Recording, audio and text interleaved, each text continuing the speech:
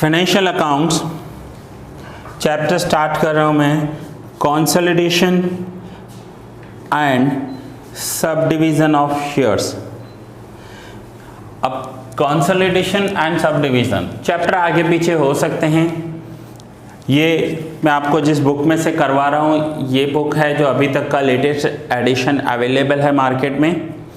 इसमें ये first chapter है, बट अगर आपके पास ओल्ड एडिशन होगा तो ये आपके बुक में चैप्टर नंबर 6 होगा एंड चैप्टर नेम होगा अल्टरेशन ऑफ शेयर कैपिटल।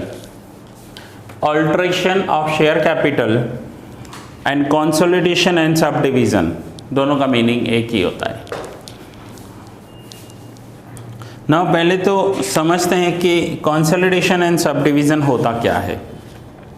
तो आप इंट्रोडक्शन पर आ जाओ, जो फर्स्ट पेज है इंट्रोडक्शन का, वहाँ पर समझेंगे। इंट्रोडक्शन में नीचे point 2 alteration of share capital.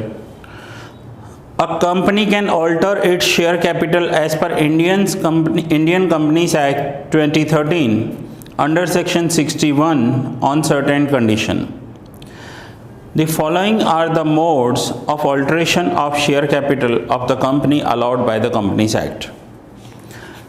Now, सबसे पहले मुझे ये बताओ कि अगर आपके पास 500 का नोट है, आप कहीं एक्सचेंज करवाने जाते हो, सामने वाला आपको 100 रुपीज़ के 5 नोट्स दे रहा है, तो देखा जाओ तो आपने एक दिया और आपको 5 मिले, ठीक है ना। क्या है, आपने एक दिया, आपने ₹500 का एक नोट दिया, बट उसकी वैल्यू क्या होगी 500।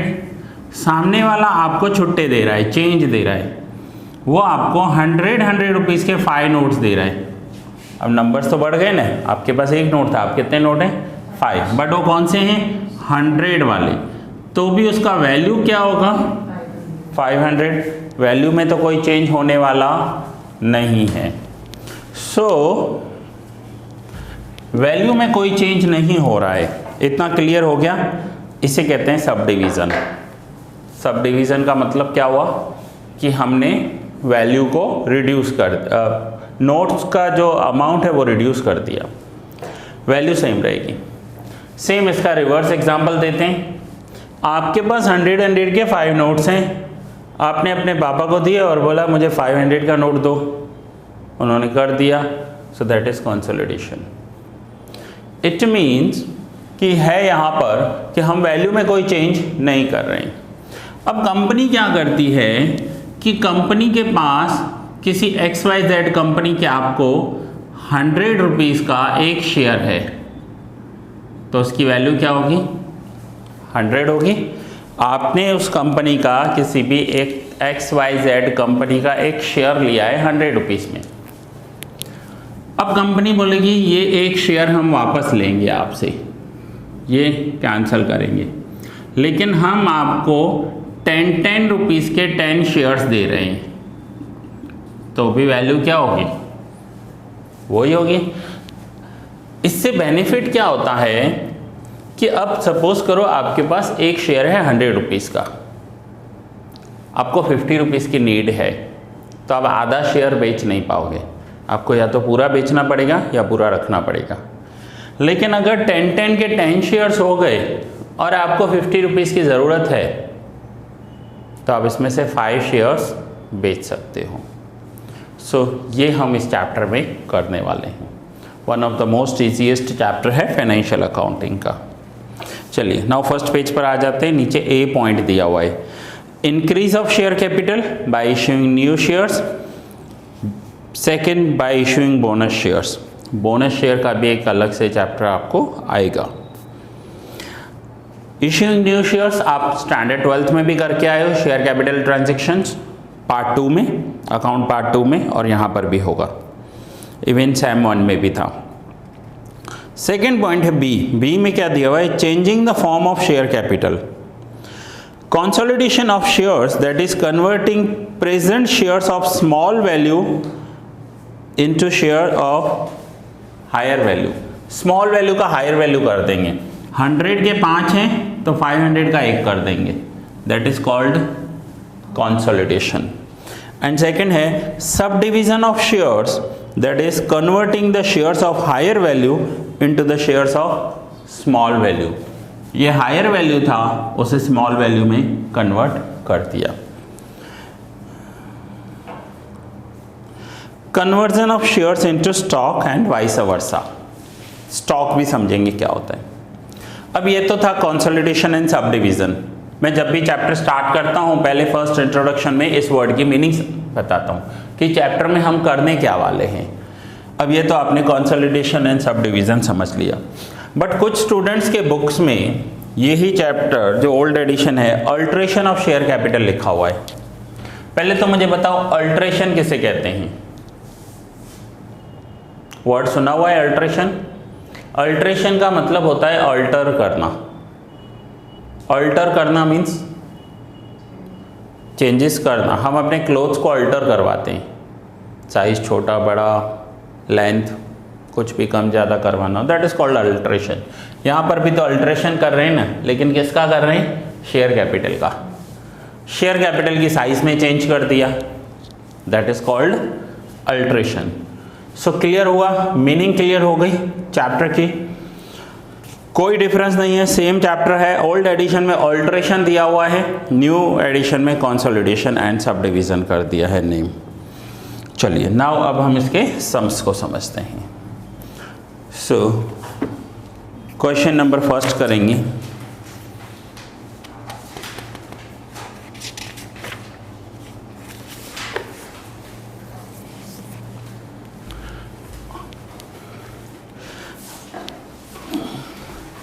अब आपने स्टैंडर्ड 12th में शेयर कैपिटल किया है और वहाँ पर टर्म्स आते थे प्रीमियम एंड डिस्काउंट, याद है? प्रीमियम किसे कहते हैं और डिस्काउंट किसे कहते हैं? प्रीमियम का मतलब क्या होता है?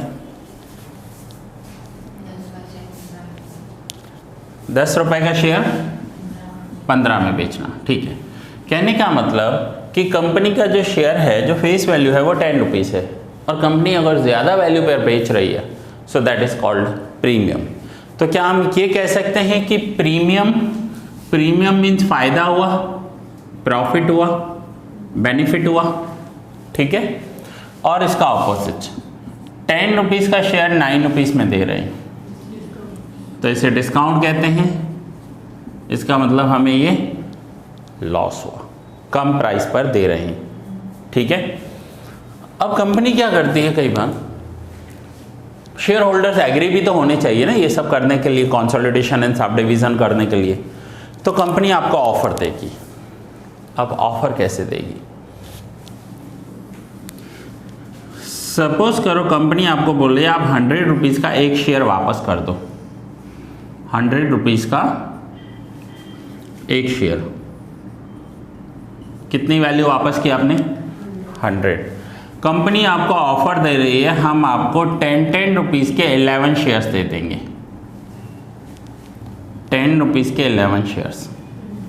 अब आपको क्या होगा? 110 मिलेगा। आपके लिए फ़ायदा है, आपको अपना नहीं देखना है, कंपनी के बुक्स में जर्नल एंट्रीज कर रहे हैं हम। तो कंपनी को क्या होगा इसमें? 100 का एक शेयर वापस लेकर 10 रुपीज़ के 11 शेयर्स दिए, कंपनी को प्रॉफिट हुआ या लॉस हुआ? लॉस हुआ, ठीक है। फिर से आपके पास एबीसी कंपनी का एक शेयर है 100 रुपीज़ का, कंपनी आपसे वापस ले रही है। सपोज करो मेरी कंपनी है और आपके पास शेयर्स हैं, मैं एक शेयर आपका वापस ले रहा हूँ 100 रुपये का, और उसके सामने आपको 10-10 रुपये के 11 शेयर्स दे रहा हूँ, तो मेरे लिए प्रॉफिट हुआ या लॉस हुआ? मेरे लिए लॉस हुआ। आप मुझे 100 रुपये का नोट दे रहे हैं, मैं आपको 10-10 रुपये के 11 नोट दे रहा हूँ, दूंगा नहीं, सिर्फ समझने के लिए। तो ये क्या हो गया? ये मेरे लिए लॉस हो गया, तो उसे डिस्काउंट कहेंगे। इसकी अपोजिट कंडीशन, आपने मुझे 100 रुपये का नोट दिया, मैंने आपको 10-10 रुपये के 9 नोट दिए, 9 नोट्स दिए, तो ये मेरे लिए क्या हो गया? प्रॉफिट, प्रीमियम हो गया। तो अगर कंपनी कंपनी को लॉस हो रहा है या प्रॉफिट हो रहा है, उसे हम डिस्काउंट एंड प्रीमियम कहेंगे। ये टर्म भी क्लियर हो गया। जर्नल एंट्रीज करनी है इस चैप्टर में आपको, पहले समझ लो एक sum and then journal entry draw करना। जब भी एग्जाम में ये जर्नल एंट्री करोगे आपको नरेशन लिखनी है, क्योंकि विदाउट नरेशन कोई जर्नल एंट्री होती नहीं है। अगर एग्जाम में क्लियर मेंशन किया हुआ है सम के नीचे नरेशन नॉट रिक्वायर्ड तो फिर चलेगा, तो फिर आप नरेशन मत लिखना। चलो नाउ फर्स्ट प्रैक्टिकल क्वेश्चंस करेंगे जो आपको सी सेक्शन में दिए हुए हैं। Right journal entries for the following transaction in the books of the company. First, a company converted 10 equity shares of rupees 10 each into equity stock of 105।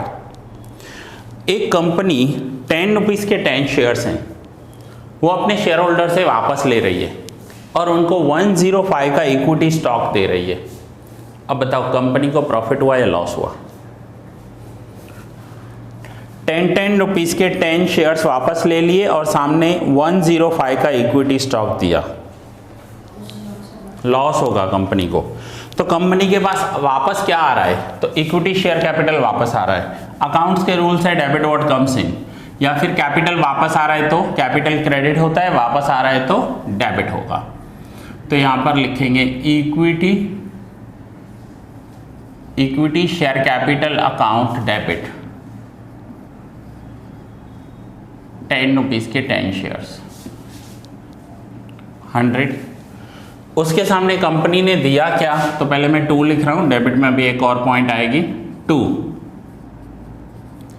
Equity stock account 105। Equity stock means 10 के 10 shares थे लेकिन उनको एक कर दिया, 2 equity stock account. जैसे इसे क्या कहोगे? 10 के 10 वापस देकर 105 का एक मिल रहा है, तो ये सब डिवीजन हुआ या कंसोलिडेशन हुआ?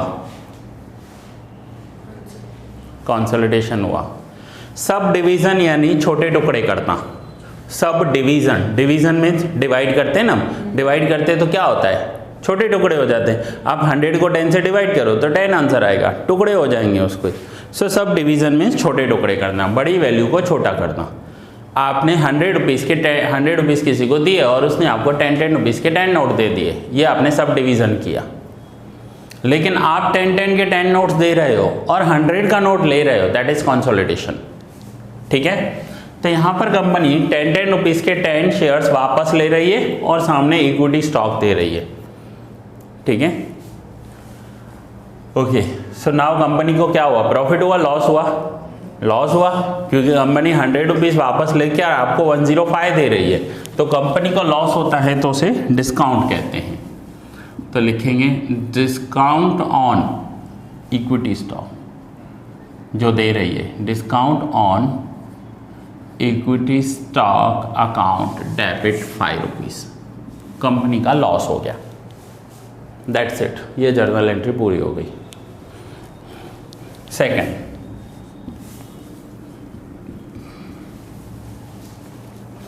a company issued an equity stock of 95 for every 10 equity shares of rupees 100 each और of rupees 10 each। Company 10 rupees के शेयर्स वापस ले रही है, तो सेम लिखेंगे equity share capital account debit 10 rupees के 10 शेयर्स कंपनी ने वापस कर दिए और सामने कंपनी दे क्या रही है? 95 का इक्विटी स्टॉक। सो 2 इक्विटी स्टॉक अकाउंट 95। अब कंपनी 10 रुपीज़ के 10 शेयर्स वापस ले रही है। मैं कंपनी हूँ, मैं आपसे 10 रुपीज़ के 10 शेयर्स वापस ले रहा हूँ। मैंने आपसे 100 रुपीज़ ले लिया और सामने 95 वापस दे रहा हूँ। मुझे प्रॉफिट होगा, लॉस होगा? प्रॉफिट होगा। तो यहाँ पर लिखेंगे 2 premium on equity stock, premium on equity stock. काफ़ी टाइम पहले ऐसा होता था कि उस टाइम पर है ना हमारी कंट्री में जो छुट्टे पैसे होते हैं ना, कॉइन्स जो होते हैं ना, उनकी शॉर्टेज हो गई थी। ये आज से मैनी ईयर्स पहले की बात है। तो कभी किसी को ऐसे छुट्टे चाहिए हो ना 100 रुपये के, आप किसी को 100 रुपया दो और उससे बोलो कि मुझे 1 रुपये, 2 रुपये और 5 रुपये के कॉइन दे, बोलेगा ऐसे ही नहीं दूंगा।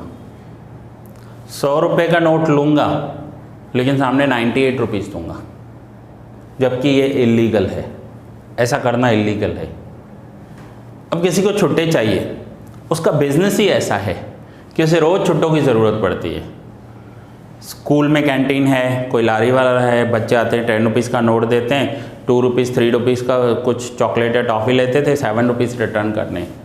तो उसके पास छुट्टे नहीं होंगे तो कैसे रिटर्न करेगा। तो जिनके पास छुट्टे होते थे ना, वो उसका फ़ायदा उठाते थे।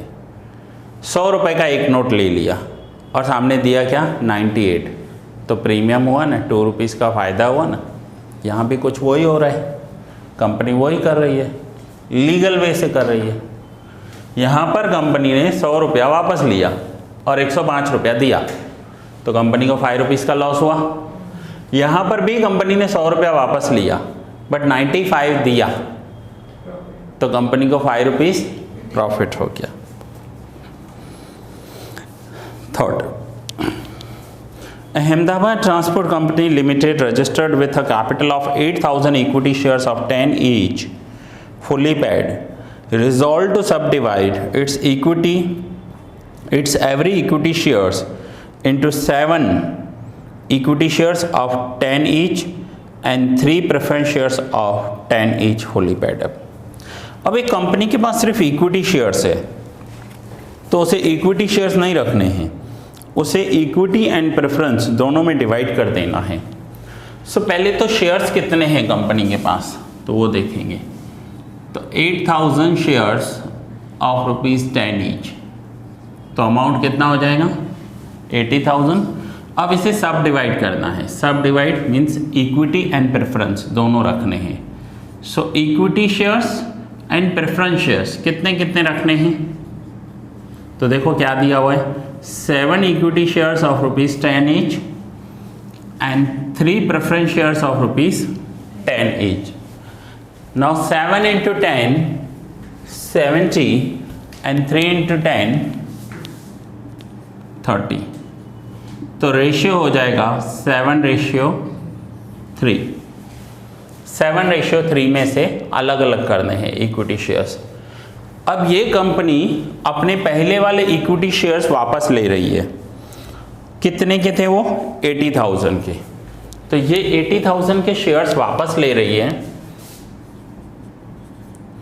Equity share capital account debit 8,000 into 10, 80,000 के शेयर्स वापस ले लिए। अब सामने दे क्या रही है, सामने नए इक्विटी शेयर्स दे रही है और प्रेफरेंस शेयर्स दे रही है। तो यहाँ पर लिखेंगे 2 equity share capital and 2 preference share capital. इस 80,000 को 7:3 में डिस्ट्रीब्यूट करो।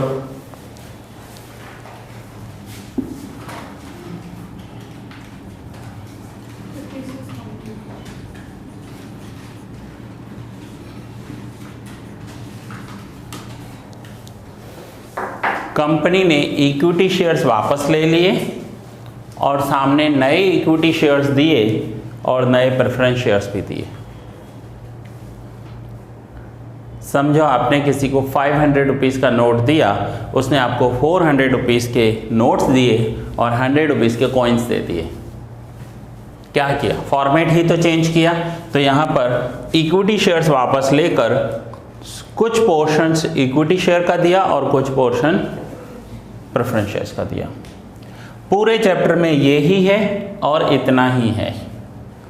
अगर पूरा करना चाहे तो एक दिन में ये चैप्टर पूरा हो सकता है, एक दिन में। हर एक चैप्टर हर एक में यही है। बस आपको समझना है कि कहाँ पर फ़ायदा हुआ, कहाँ पर नुकसान हुआ, या कहीं पर उसका फॉर्मेट चेंज किया, और कुछ भी नहीं है पूरे चैप्टर में। ठीक है, और कुछ है इसमें? हाँ, 4th एंट्री है। फोर्थ एंट्री क्या है, the authorised capital of company was 5 lakhs consisting of 5,000 shares of 100 each and it was increased to 8 lakhs. Authorised share capital क्या होता है? किसी को पता है ऑथोराइज्ड शेयर कैपिटल किसे कहते हैं? जब भी कोई कंपनी न्यू मार्केट में आती है और उसे अपने शेयर्स इश्यू करने होते हैं तो गवर्नमेंट से परमिशन लेनी पड़ती है। गवर्नमेंट हर कंपनी को सेम परमिशन नहीं देती, किसी को 5 lakhs की परमिशन देगी, किसी को 10 lakhs की, किसी को 1 करोड़ की या किसी को 5 करोड़ की, डिपेंड कि उनकी कंपनी कितनी बड़ी है। तो गवर्नमेंट से जो परमिशन मिलती है शेयर्स इश्यू करने की, जो अमाउंट होता है उस अमाउंट को कहते हैं ऑथोराइज्ड शेयर कैपिटल। ठीक है, इनका पहले 5 lakhs था, अब 8 lakh हो गया। मीन्स पहले इनको 5 lakh की परमिशन थी, अब इनको 8 lakh की परमिशन मिल गई। ये सिर्फ परमिशन मिली है, इन्होंने कोई इश्यू नहीं किए, तो उसके लिए हम लिखेंगे नो एंट्री, क्योंकि अभी तक इश्यू नहीं हुए, ना ही इन्होंने कोई ट्रांजैक्शन किया है। It is just like that कि आपका लास्ट मंथ तक पॉकेट मनी 500 था, अब 800 हो गया, ना मिला ना आपने लिया, बट सिर्फ उसका लेवल बढ़ गया 500 से 800। अब नेक्स्ट मंथ से आपको 800 मिलेगा, तो जब मिलेगा तब 800 की एंट्री करेंगे। अभी 5 लाख का 8 लाख हो गया, सिर्फ गवर्नमेंट ने परमिशन दिया है, अभी इन्होंने इश्यू भी नहीं किए, अभी इन्होंने कोई ट्रांजैक्शन भी नहीं किया, ना पैसा आया है, तो इसके लिए no entry. Authorised share capital increase decrease हो रहा है, उसके लिए कोई एंट्री नहीं होती। सम कंप्लीट हो गया, और अगर मैं ये बोलूँ कि चैप्टर कंप्लीट हो गया तो भी मैं रॉन्ग नहीं हूँ, बट फिर भी हम और सम्स करेंगे, इसमें प्रैक्टिस करेंगे। चैप्टर में इतना ही है। कुछ डाउट है यहाँ तक? क्लियर हो गया? वर्ड की मीनिंग भी क्लियर हो गई? ठीक है, नोट डाउन कर लो। नेक्स्ट लेक्चर में हम आगे वाले सम्स करेंगे।